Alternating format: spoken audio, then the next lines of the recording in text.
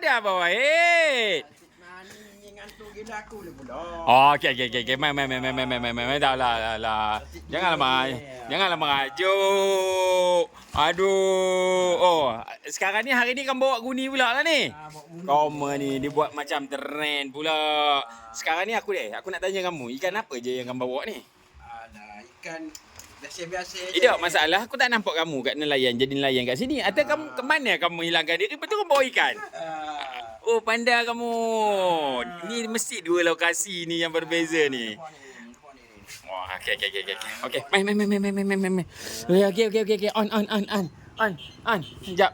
Okey, sekarang ni, Abang Wahid, ni semua nekra ni.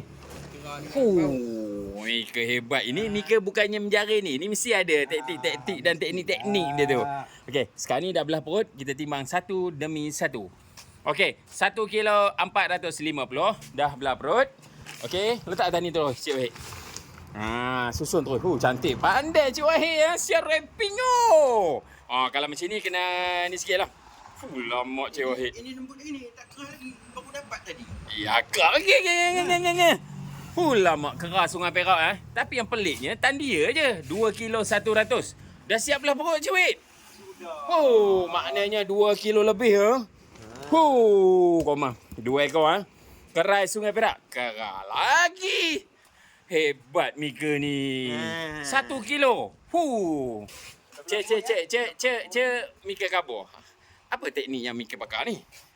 Awak nahan tajuk. Nahan tajuk? Setengah orang tak tahu tajuk apa benarnya. Maknanya tajuk bawah lah ni. Tajuk bawah. Dasar lah. Dasar. Oh, cucuk kayu ataupun batu? Kayu ke atau batu? Kayu maksudnya batu tu ke rawai bawah? Rawai bawah. Rawai bawah. Hebat. Jarang-jarang. Kira Mika ni kira hebat lah ni. Ada teknik-teknik yang tak diberitahu. Okey, 800 gram. Okey, lawang. Ada lagi? Umpan ni biji sawit je. Umpan dia biji sawit dia? Mantap. Okey. Alhamdulillah. Lagi. Ikan apa? Ikan baung. Okey, 1 kilo 200. Okey, lagi. Dia sudah sampai ni semua. Cepat. Cepat. Okey, 1 kilo 100. Okey, ngam. Okey, Koma. Yang mana-mana mau mencari ikan Sungai Perak, kalau Koma tak tahu nak cari ikan mana, senang saja di pembekal ikan liar Sungai Perak. Okey, mantap. Rezeki tak salah alamat. Rezeki Cik Wahid kita. Mantap, Babu. Mantap.